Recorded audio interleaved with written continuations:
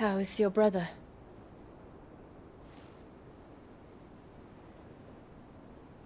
Asleep since I returned from the Dominion. Taya says he should be back on his feet soon enough. For a while, at least. She discovered something on his chest. A swelling, circled in stone. The curse.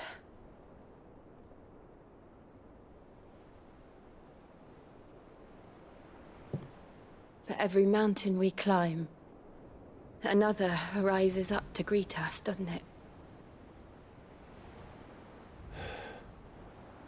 It's never ending.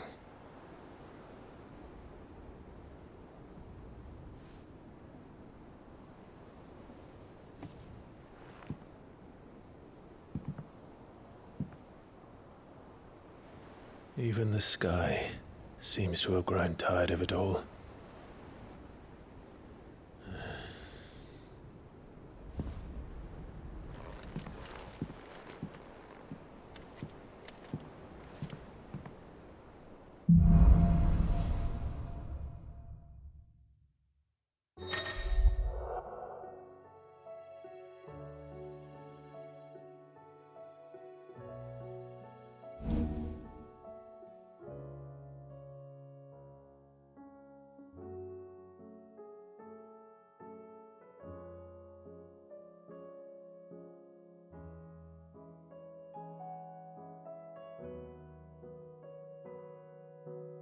Tony won't be happy if I disturb Joshua.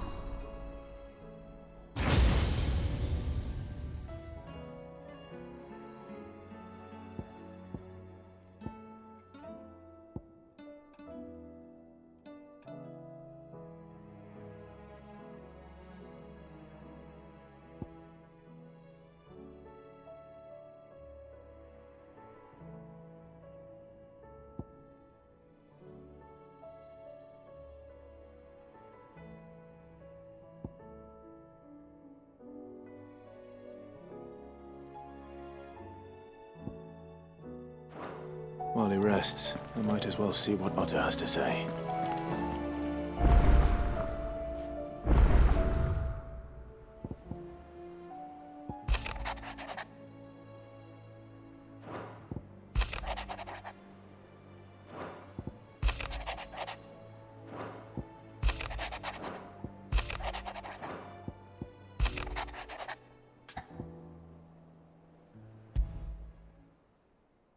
What could be wrong with Torgor?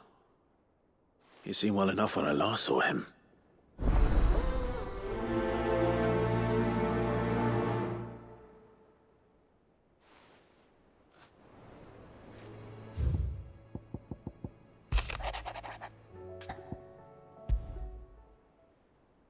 Trouble with the ledgers. Shouldn't he be asking Otto for help?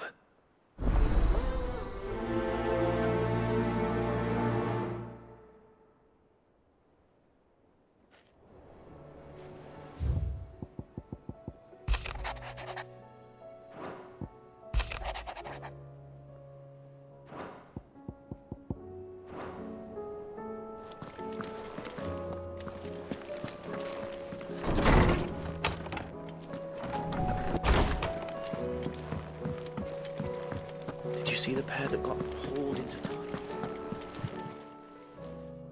I got your note. You think something's wrong with Torgor? So you can read. Congratulations. But I didn't say how we're wrong with him. I said something weren't right. He's not been eating me treats. He used to love cracking the bones from Molly's boiled brown, but now he won't so much as look at them. Didn't like him. Which is why I'm of a mind that his mind's on something else. You've not been working him too hard, have you? No harder than usual. Is that it, boy? Do you need a rest? What was it you said he was? A frost wolf? That's what the lawsman seems to think. Then maybe this all has something to do with whatever it is that's woken inside him. I suppose things have been different since Rosalith. Perhaps Hippocrates knows something. Instead of everything, you mean? Perhaps.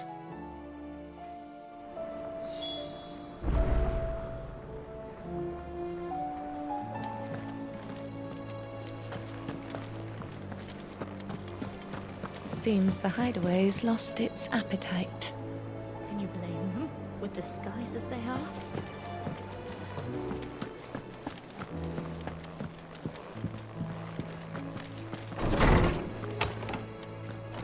Is a storm coming, Sid?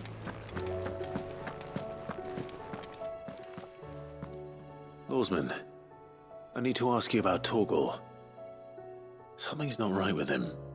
He isn't ill, is he? I don't think so. But according to Lady Karen, he seems to have lost his appetite, which is certainly a new development. She says he's hardly been touching his bones of late, and she believes it may have something to do with what happened at Rosalith Castle. I rather think she might be right, though not about his appetite. All canids are instinctively inclined to crack open bones for the rich marrow that resides within, and I see no reason why a frost wolf should be any different. Accordingly, I suspect it is not a lack of appetite that afflicts Torgal, but a surfeit of it. If we assume that his newfound magics require additional nourishment to sustain, it may well be that the bones Lady Karen is accustomed to providing are no longer sufficient. Frost wolves, after all, habitually prey upon far larger animals, whose bones may yield altogether different nutrients. As to where one might find a suitable substitute, some antelopes that graze the meadows of eastern Rosaria have been known to grow to a size more than double that of their lesser cousins. I don't recall ever seeing any that large. And little wonder. The oldest and largest such creatures rarely leave the safety of the highlands for fear of predators. The last elder antelope sighting I recall hearing about took place near Cressida, and that was long before the village was abandoned. Even so, it seems like a good place to start. Good hunting, Clive.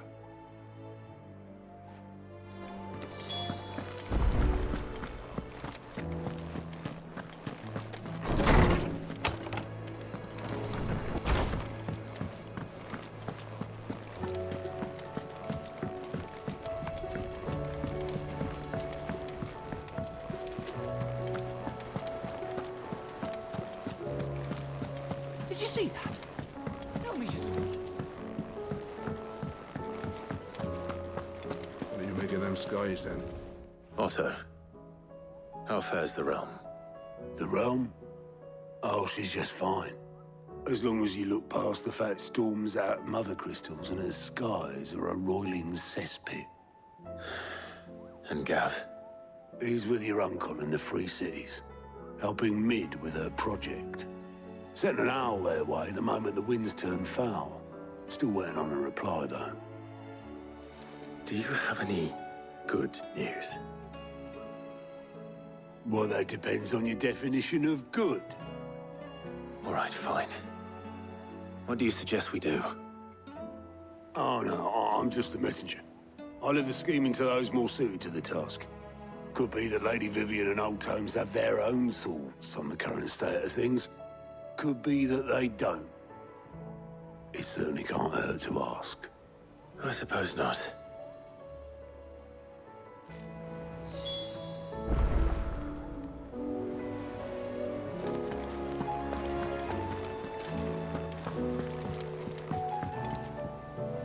How is it that every one of your little excursions presages some inexplicable catastrophe? Not that you are to blame for the Dominion's fate.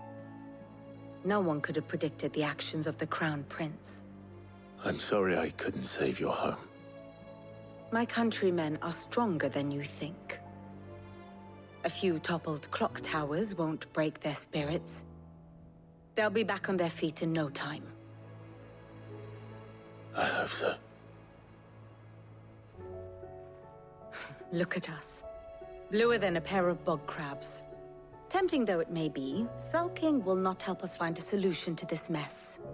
You believe there's one to be found? I don't know. But I am certain we're more likely to find it if we first examine the facts.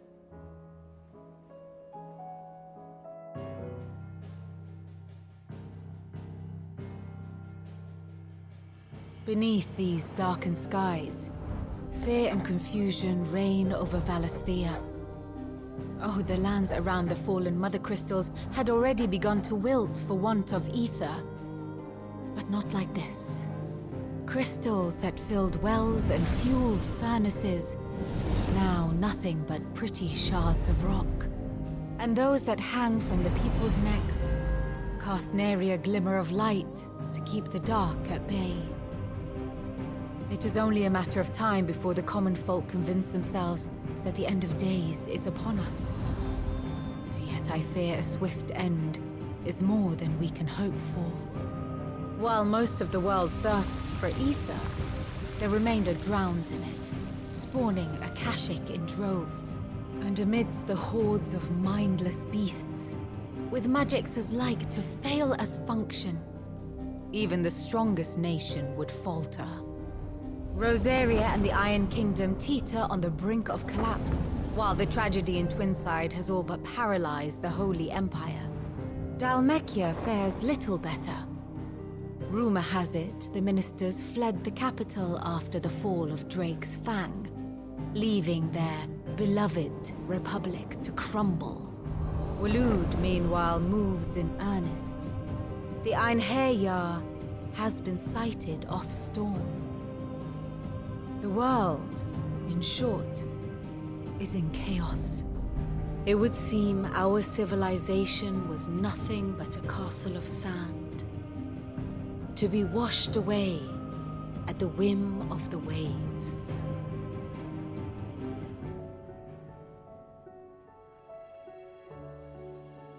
A castle of sand. Not my best flourish, but it seemed fitting. The reports I've received are considerably more blunt in their appraisal. Without the protection of their nations, it will fall to the people to defend themselves against those who would take what is theirs. Which is only ever going to end one way. Defending a farmhouse against a band of chocobo thieves is one thing, but pitchforks and palisades will do little to stall an army's advance. Should the King of Waloed deign to invade, there would be none to stop him. None but us.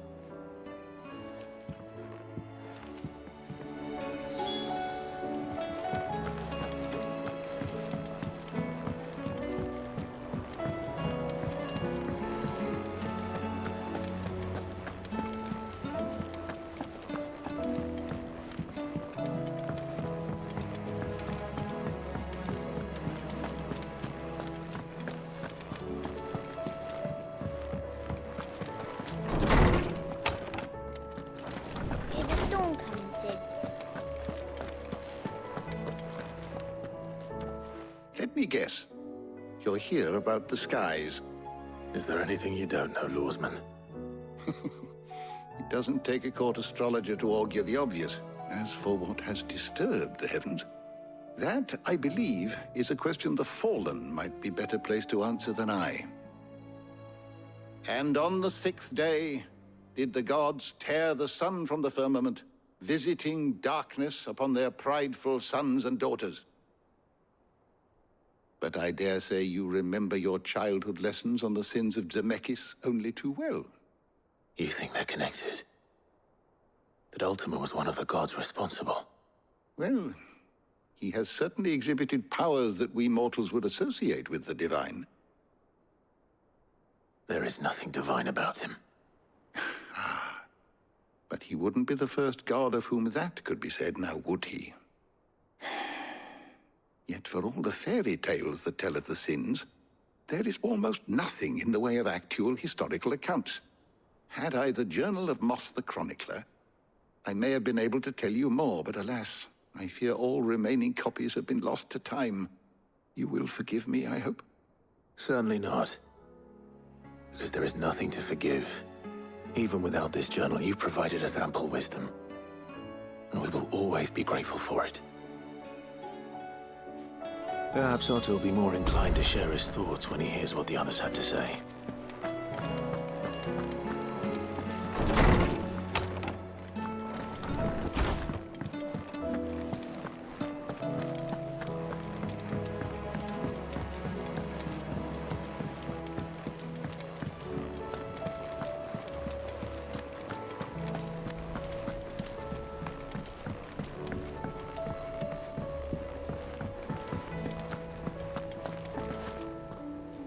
Clive, we have a problem. Only one. That would be a first. It would. Actually, there are three. We had as many owls arrive while you were at the shelves. Martha's got a Akashic out her gates, and talk of monsters roaming the hills outside of Northreach has put the wind up Isabel and her lot. And don't forget Dalimil. Lubor says the village was raided by bandits. When it rains... It fucking pours. The curse breakers are spread thin, taking stock of the damage in the Dominion. And even if I could get word to all of them, I doubt they'd get here in time to make any real difference. Which means there's only two people who can. Jill and I. Let them know we're on our way.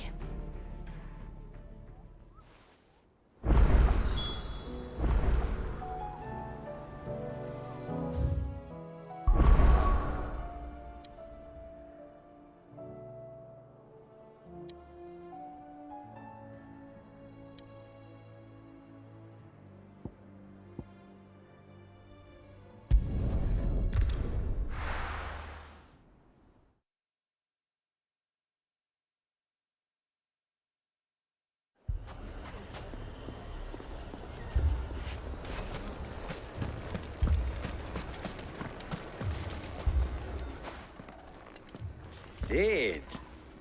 Your new companion appears much more formidable than your uncle. Should I be worried? You haven't been introduced. Jill. Clive has told me much about you. All lies, I'm sure. Your Stolas said that Dalimil has a bandit problem. Indeed. Although, you're a little late. They left with our food and guild days ago. Any idea where they went? The desert's a big place. Your guess is as good as mine. But the fact is, I have more immediate concerns. What did you say to me? What did you say? Ah, as if by magic. Let's just say we've yet to reach a consensus about how to solve Dalimil's little problem. And at this rate, it won't be the actions of the bandits which prove to be our undoing. It will be our own. Now, I've tried reasoning with the dissenting parties, but even the Desert Hare has limits. Perhaps we could talk to them. What makes you think they'll listen to us? What makes you think they won't? She makes a fair point, Sid. And you won't have wasted much of your precious time if you fail. They're just across the courtyard.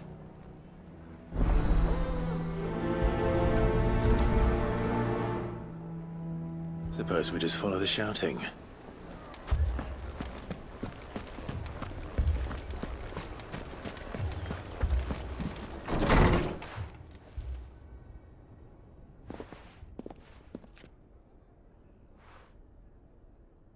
You wouldn't talk like that if it had been your men whose throats were slit. Blood for blood, it's the only way. We hire mercenaries and have them mount the bandits' heads on our walls as a lesson to the rest. And what happens when those mercenaries are slaughtered like your men? Are you going to hire more? We're better off using that coin to buy food and supplies. If we hire mercenaries, the only thing we're buying is the bandits' ire. And you cannot fill empty bellies with that. Do you hear me? But what happens when they come back? Maybe it'll be your throat that's slit. That's enough. Both of you. Any more of this and I'll throw you out myself. Come back when you're ready to talk like adults.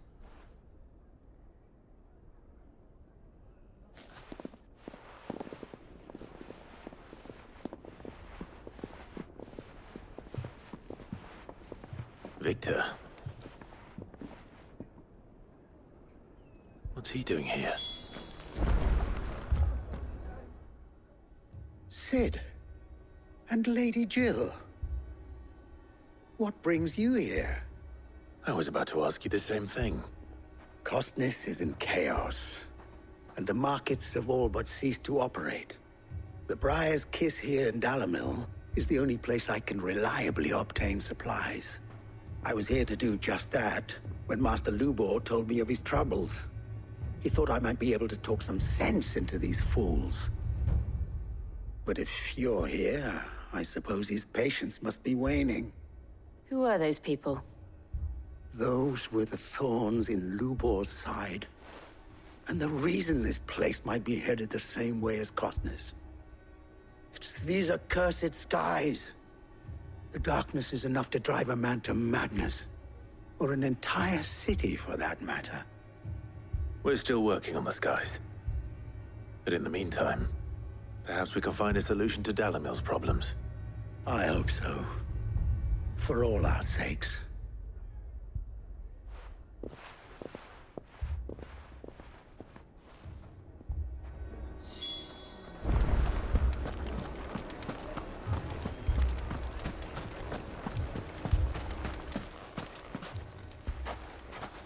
So, you see my predicament?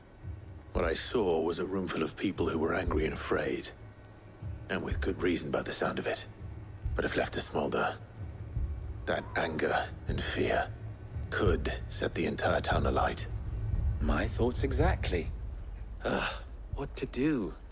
Both sides wish to protect their homes and livelihoods, if only they could agree on how. But as long as they are divided, we are vulnerable. And if there's one thing bandits like, it's an easy target. What would Sid the Outlaw suggest? Well, if it were my namesake, he'd let them choose for themselves, and be on hand to pick up the pieces when it all went wrong. That sounds like a recipe for disaster. A recipe for disaster is precisely what it is. But perhaps that realization would be enough to make them question the ingredients. While it's plain neither Conrad nor Natalie will countenance the other's proposal, it may still be possible to make them doubt their own. Before presenting them with a third option. And that would be? To pool our resources and save the city ourselves. Why fight each other? When all that fear and anger can be directed at the bandits. It appears we have a plan of action. Victor, pay Conrad a visit. See if you can't convince him of his folly. I'll speak with Natalie. As you wish. Your faces are not well known in this town. That may prove useful. Don't worry, Victor and I will do most of the talking. You need only play along. Play along? What he means to say is yes.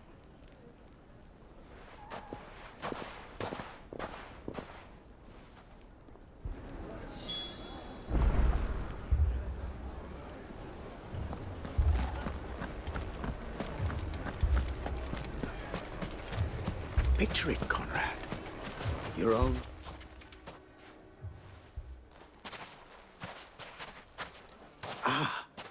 Here she is. The Lady of the Spear herself. Conrad, may I introduce you to Jane, commander of the Red Wings, the oldest mercenary guild in the Free Cities. A pleasure, my lady. The pleasure is all mine. As I told you, I summoned the commander here from Canver to inquire about a contract. Victor says you told him no. That there aren't any men left to hire. Is that true? True as the crystals cracked. Nobles came and claimed every last one worth his salt. And not just from us Red Wings. You know of the 7 high houses. There must be 2 swords assigned each one. Granted, we have a few boys left. If it's boys you're looking for. Well, Conrad, are you saying that Dalimil's finest cannot defend this town better than a gaggle of unblooded striplings? that a band of beardless youths could better avenge the deaths of your brave men than you yourselves? Absolutely not. We'll show those bastards who they're dealing with.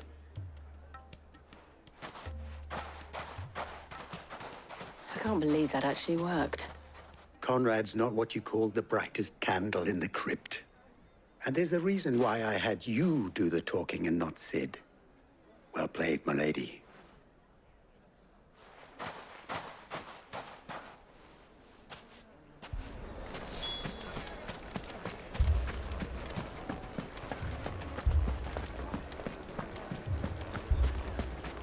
What a shop.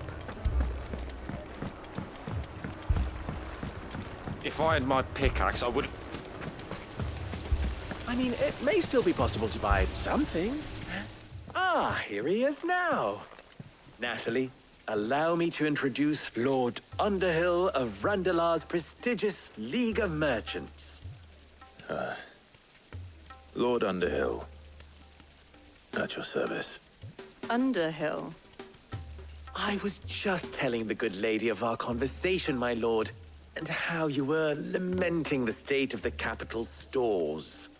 Lubor says that not only are the granaries almost empty, but that war and the Blight mean this season's harvest won't be enough to fill them for winter. Indeed, certainly that is the case. The nobles in the capital are buying up the city's stocks of barley and wine, driving the prices higher than most commoners can afford. It is only a matter of time before the peasants revolt. It is worse than I thought. If what Lord Underhill says is true, I fear we have little hope of supplementing our stores, meager though they regrettably are. And while I applaud your endeavors to dissuade our more bellicose citizens from seeking vengeance, I sense Conrad is not wrong in his assessment of the bandits' likely return. Which means that now, more than ever, we will need to secure what little we still have. Food, weapons, herbs, everything. If our humble town is to endure not only this hardship, but those that are certain to follow, we must stand united. All right. If it will help to protect my home, I'll do it. But you needn't have gone through this charade.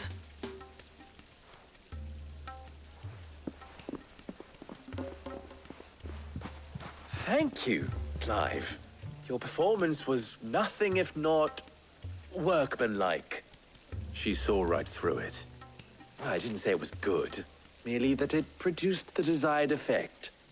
Now, my scouts should be returning shortly. Meet me back at the Briar's Kiss, and we shall see what we face.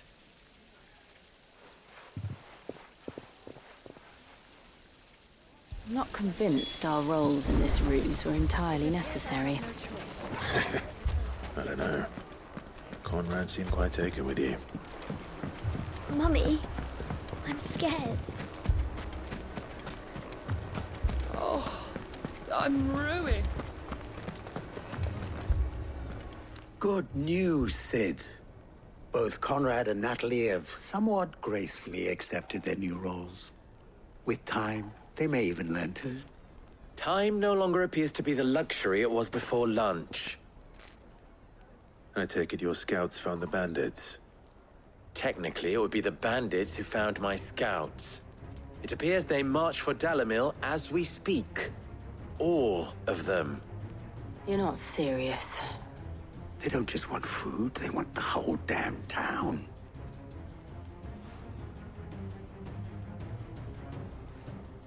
I have a favor to ask. I'm told the bandits march in two groups, one from the south and one from the desert, in a move doubtless intended to stretch our already gossamer-thin defenses. Very well. Jill and I will meet those from the desert. But what of the rest? The rest, my friend, the city shall fight. Together. The stakes, I concede, are high. But if this does not unite Dalimil, nothing will. That is a lot of faith to put into those who had their hands around each other's throats but a moment ago. Then it will be for us to see that their hands are kept occupied. And I do mean us. I thought you might say that. We'll hold them off for as long as we can. And we will do the same.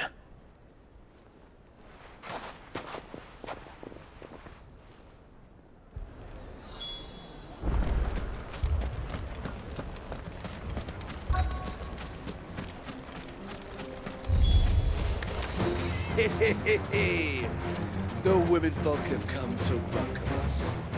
I'll take that one. It's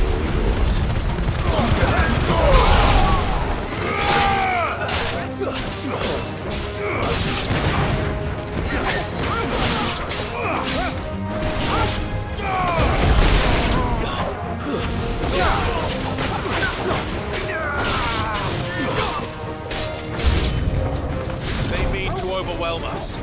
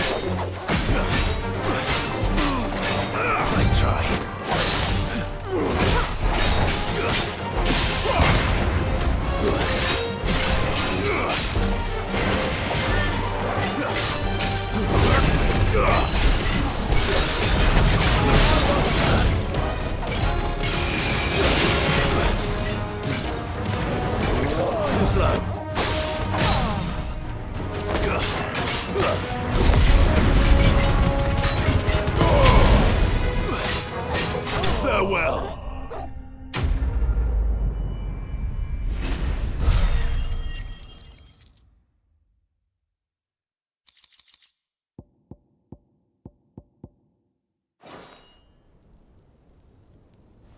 The townspeople. Could they have held out? I don't hear any fighting. What do you think? That we should hurry.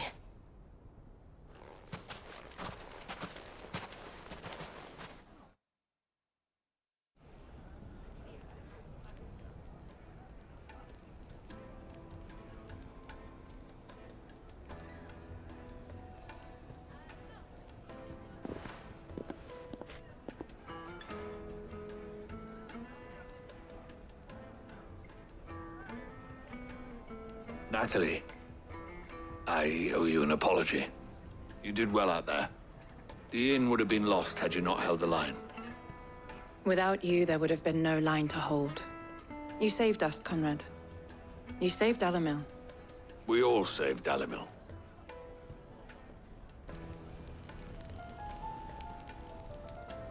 Conrad seems to have had a change of heart. I'd say they both have.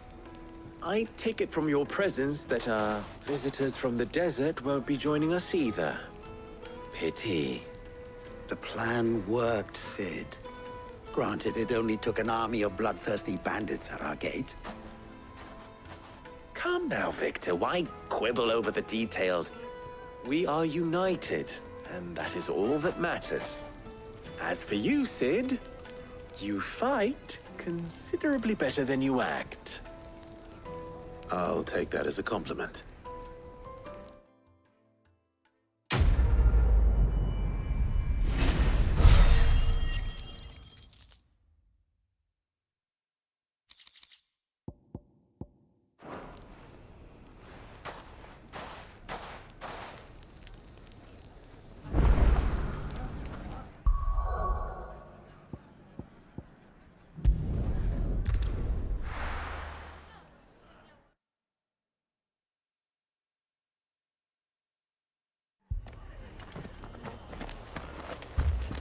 This man's gonna die if we don't get him to a healer.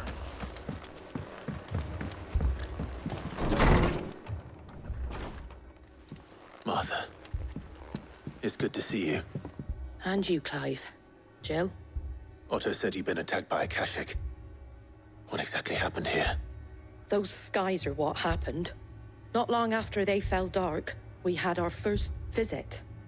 There were hundreds of them. Tried to storm the hill.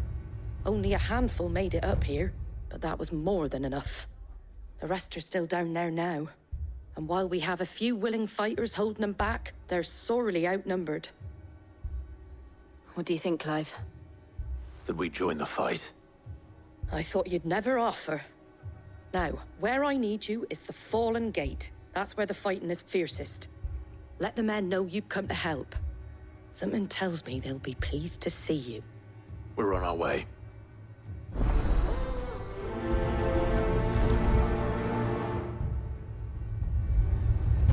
Do you think there are as many as Martha says? More.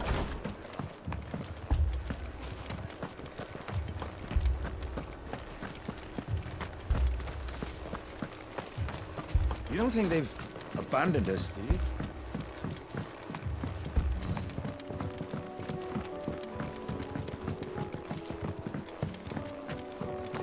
Whiteheart. That's quite a name for a chocobo.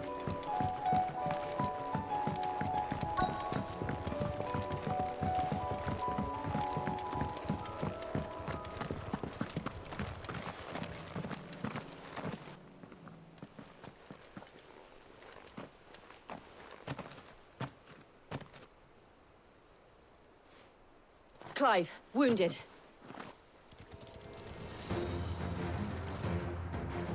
We deal with the Akashic first.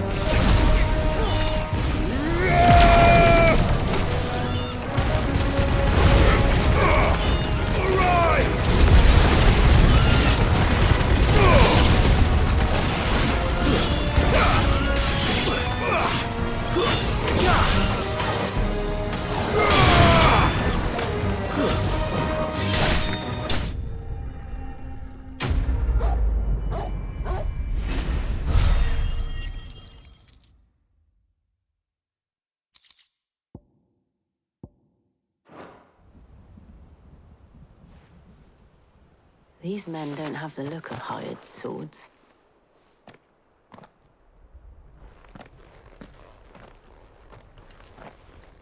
if you've come to rob this place. You are mistaken, my Lord Rosfield. We're here by Madame Martha's leave. How do you know my name? Forgive me, my lord. There wasn't time for introductions. We're with the Guardians of the Flame. Wade's men? But how did you come to be here? Where is your commander? Sir Wade left earlier with a scouting party to find out where the Akashic were coming from. Did he? Take your wounded back to the inn. Martha will see you're looked after. We'll join you anon.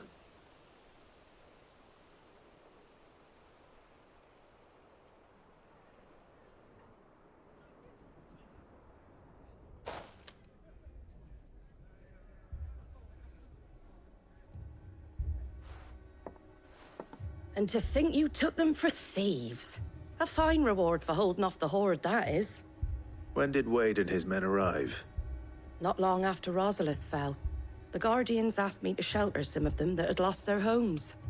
They were making ready to leave just as the skies turned, and we agreed it was best we stuck together. Martha! Trouble!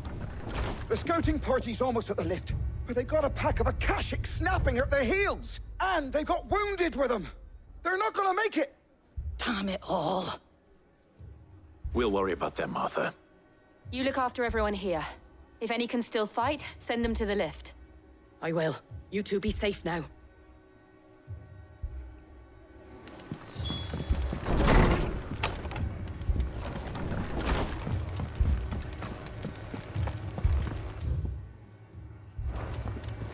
My brothers.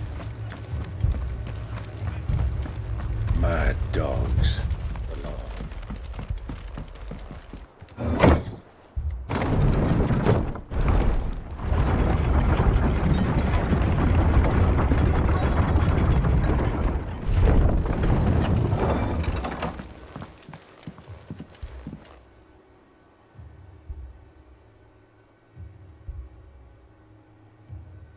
Squire, I need you to get those who can still walk up the lift to Martha's. But what about... I didn't ask, Oscar. Sir. Sir Wade. Lord Rosfield.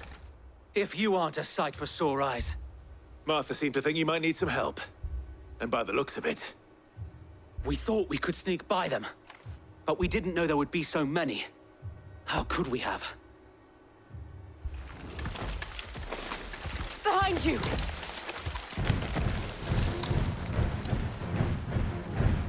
Damn it! We need to get the injured to safety. Do you think we can hold them off? We can certainly try. Are you with us, Sir Wade? Always. Then let's do our duty.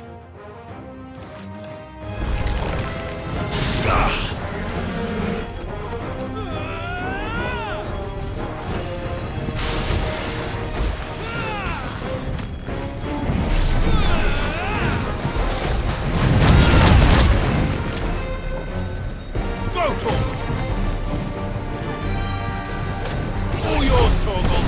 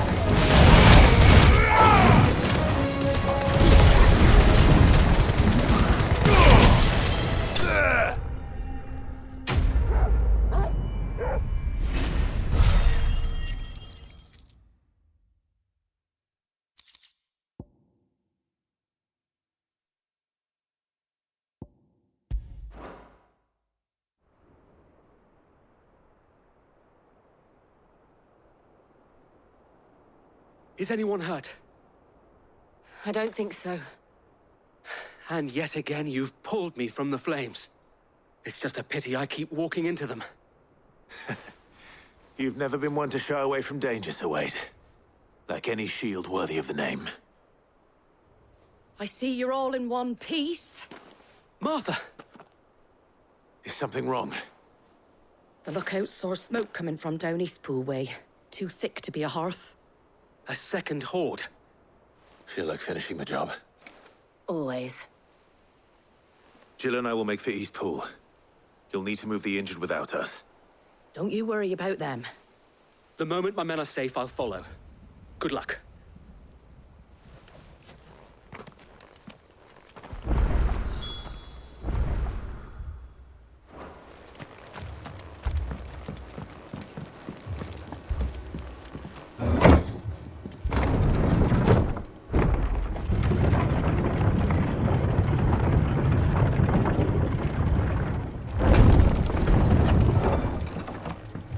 Mad dogs.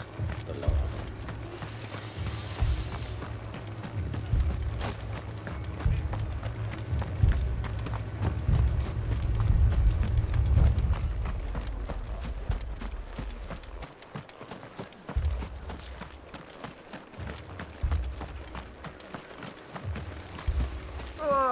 Just patch me up as quick as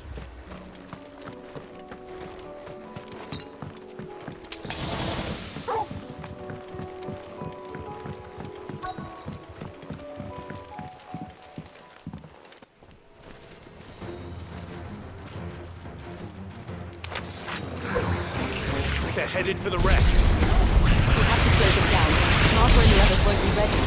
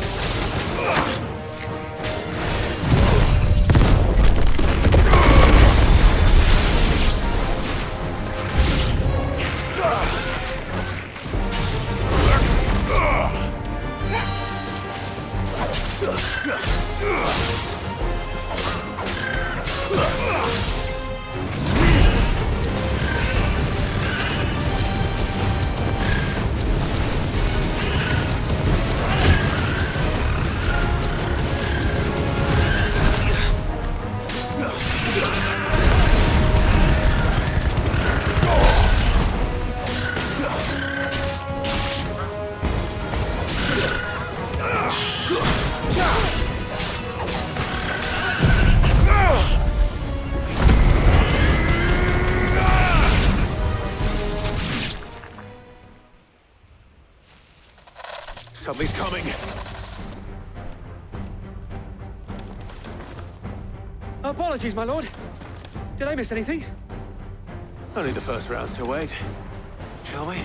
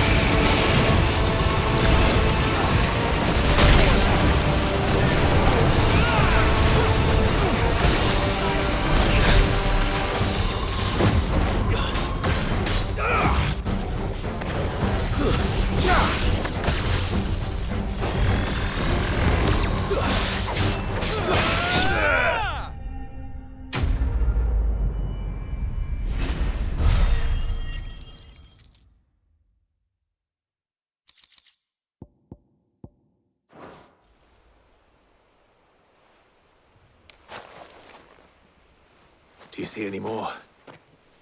No. I think that was the last of them. But it won't be long before the next lot arrive. Then we make for Martha's while we can.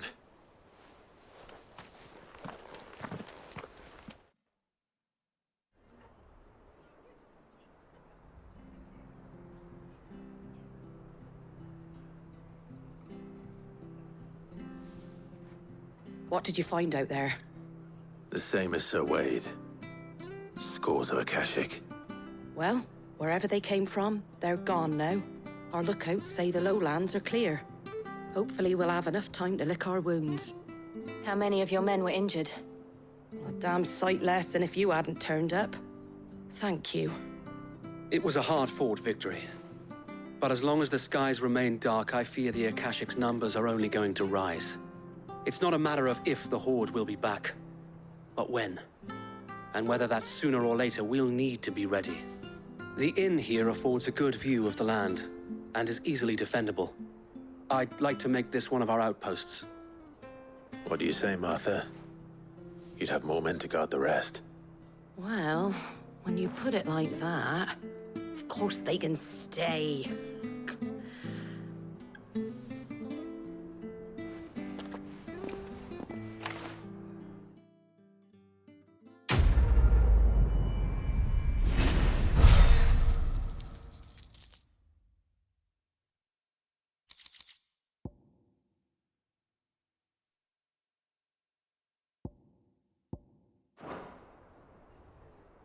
My lord, there's someone I'd like you to meet.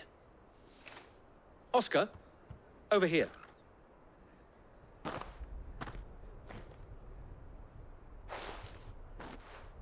It is an honor to make your acquaintance, Lord Rossfield. I am Oscar. Oscar of House Murdoch. Murdoch? I wasn't aware the Lord Commander had children. Oh, he didn't. But his brother, my father, did. I am Sir Rodney's nephew. Well, go on, then. It's not for me to ask him. Yes, Sir Wade.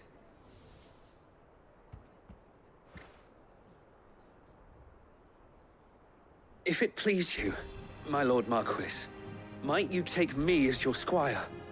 I would learn the duties of a shield from the finest. I'm sorry to disappoint you, Oscar, but I'm a shield no longer. Nor was I ever the finest. And spending time in the company of an outlaw hardly seems a fitting education for one aspiring to take his oaths.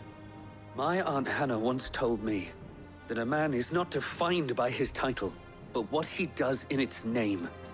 You have accomplished much since taking on the mantle of Cid, winning no little honor in so doing. And I would sooner serve under an honorable outlaw than an unworthy shield. Not that Sir Wade and the other Guardians are... I mean to say that, they're... It's all right. We know what you mean. There is only so much the boy can learn from me, my lord. But a squire... Would that really be so bad? You were a squire once. And I'm certain Sir Rodney would approve.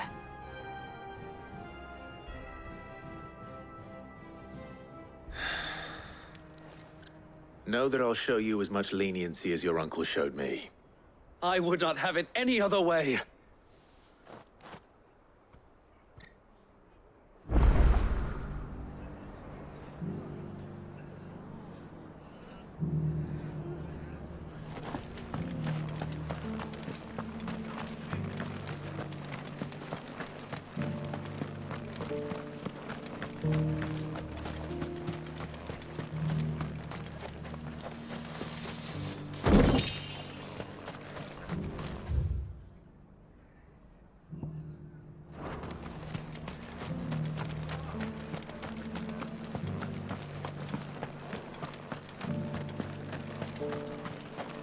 How do?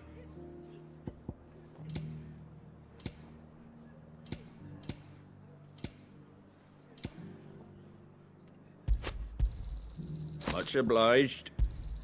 Thanks very much. There you go.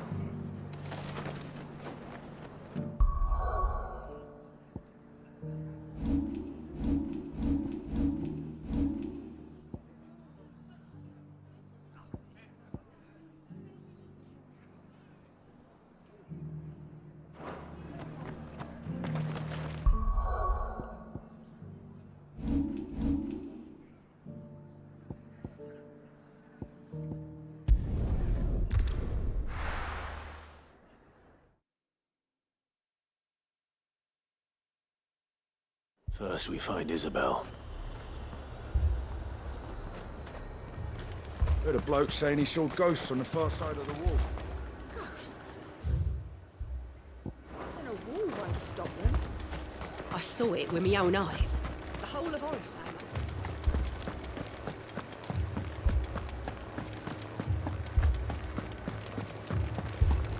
Four left for more, Captain. I can't do it.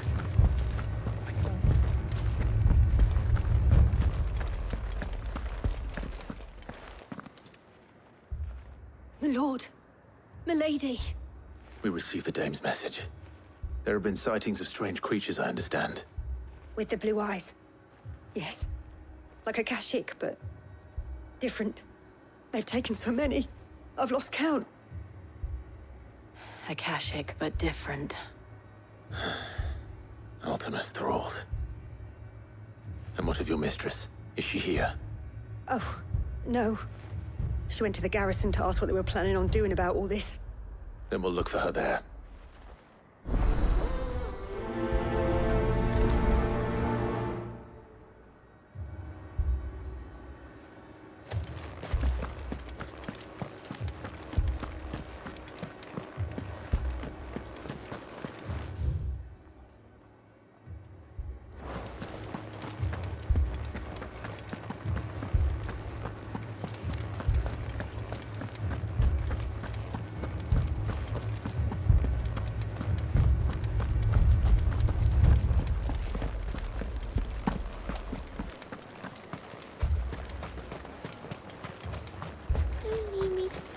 Madame, please! Half the garrison's been slaughtered by those things. We lost the captain this very morning. We've tried requesting reinforcements, but there's been no word from the capital or the Dominion in days! What more would you have us do? I would have you do your duty. Those at the Vale look to me for protection. And protect them I shall. Because they are my charges, and that is my duty. In case you have forgotten, the people of this town are your charges. But more than that, they are your people. Your sisters, your brothers, your lovers. So you have a choice. Lay down your sword and watch as they are slaughtered, or take it up and do what is right. She speaks the truth, you know. This here, it's all we have. It's all that's left. What we have left is our lives! Do you really want us to lose them as well? Not if we don't have to. Look, there's a cask under the captain's bunk. Let's talk about this over a drink, eh? I'm listening. I'll have a word with him.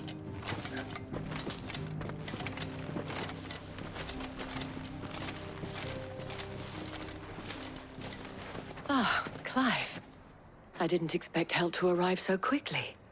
And sought to take matters into my own hands. It was a noble effort. But I thought you might still need some support. How like you to consider my needs. What we need to consider is where the creatures came from. The way the survivors speak of them, one would think they appeared out of thin air. And perhaps they did. It's hard to know what to believe these days. We'll talk to the survivors.